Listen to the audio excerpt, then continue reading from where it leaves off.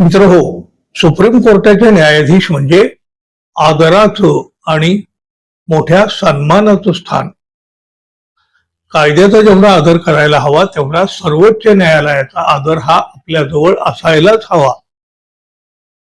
अहो, हे स्थान म्हणजे कायद्याच्या क्षेत्रातलं अगदी सर्वोच्च असं स्थान आहे आणि या पदाचा आणि त्या पदावरील व्यक्तीचा आदरच राखला जातो आणि तो राखायलाही हवा. पण गेल्या काही वर्षापासून हा आदर राजकारणाच्या धुक्यामध्ये अदृश्य होताना आपल्याला दिसतो आहे. ही घुसमट, हे गुदमरणं भारताच्या लोकशाहीसाठी अजिबात चांगलं नाही, पण ते सगळं काही घडत आहे. या सर्वोच्च पदाची प्रतिष्ठा नेमकी कोणामुळे कमी झालेली आहे हे आता काही वेगळं सांगण्याची आवश्यकता राहिलेलीही नाही. गेल्या काही वर्षापासून यावर लोक अगदी खुलेपणानं उघडपणे बोलत आहेत. सोशल मीडियावर तर काय हो, नको नको अशा प्रतिक्रिया उमटत आहेत आपल्या न्याय व्यवस्थेवर. आता आपले सरन्यायाधीश सूर्यकांत देशातल्या तरुणाबद्दल बोलताना त्यांनी तरुणांना झुरळाची उपमा दिली. देशभरातली तरुणाई संतापली आणि कॉक्रोच जनता पार्टी या चळवळीचा उदय झाला या एका शब्दामुळं. पण हे एवढ्यापुरतं नाही थांबलं, तर हैदराबाद इथल्या National Academy of Legal Studies and Research या विद्यापीठाच्या काही पदवीधर विद्यार्थ्यांनी, कायद्याच्या पदवीधर विद्यार्थ्यांनी दीक्षांत समारंभाच्या कार्यक्रमाला सरन्यायाधीश सूर्यकांत यांना निमंत्रण देण्याला स्पष्टपणे विरोध केला.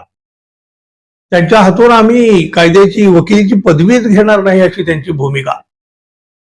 ज्यांनी तरुणाईबद्दल अशी विधानं केलेली आहेत, शिवाय जंतर मंतरवर तरुणावर एवढा अमानुष लाठी हल्ला होऊन सुद्धा या घटनेचे व्हिडिओ पाहण्यास आम्हाला वेळ नाही असं म्हणणाऱ्या या सूर्यकांत यांनी म्हटलं होतं.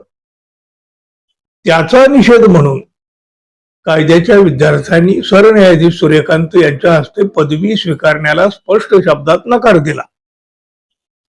त्यानंतर या विद्यार्थ्यांची वकील म्हणून नोंदणी थांबवण्याचे आदेश बार काउन्सिल ऑफ इंडियाने दिले आणि आणखी एक वाद उभा राहिला आणि हा वाद अधिक भडकू लागला, उफाळून येऊ लागला आणि लगेच्या लगे बार काउन्सिलनं माघार घेतली, माफी मागून रिकामी झाले.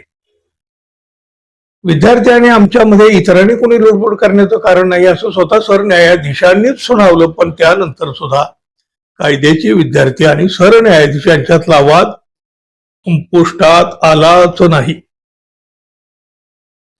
हैदराबादचं घडलं, त्यानंतर national law school of India युनिव्हर्सिटीच्या विद्यार्थ्यांनी बार काउन्सिल ऑफ इंडियाच्या अध्यक्षाचं वर्तन आणि स्वतःच्या दीक्षांत समारंभामध्ये न्यायाधीशांचा प्रस्तावित सहभाग यावर टीका केलेली आहे.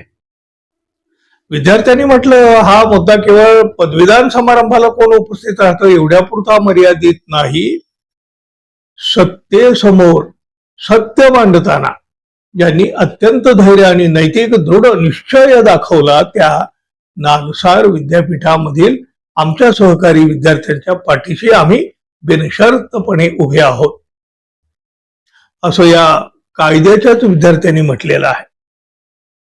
त्याचबरोबर विद्यार्थ्याच्या भाषण आणि अभिव्यक्ती स्वातंत्र्याच्या मूलभूत अधिकारावर गदा आणण्याचा प्रयत्न बार काउन्सिल ऑफ इंडियाच्या अध्यक्षांनी केल्याचा आरोप विद्यार्थ्यांनी केला. त्या वादग्रस्त आदेशात बार काउन्सिल ऑफ इंडियाच्या अध्यक्षांनी बीसीआयचं अधिकृत लेटर हेड वापरलंच कसं याचं स्पष्टीकरण देण्याची मागणी सुद्धा केली आहे. म्हणजे एका प्रश्नातून दुसरा प्रश्न, एका वादातून दुसरा वाद, हे असं या प्रकरणामध्ये सगळं सुरू आहे. आता हे पुढे कुठवर जाईल माहित नाही. पण बार काउन्सिलचे अध्यक्ष मनन मिश्रा यांनी विद्यार्थ्याची माफी मागितली आणि एकंदर या वादावर पडदा पडेल असा प्रयत्न केला. पण या विद्यार्थ्याचा संताप काही कमी नाही झाला.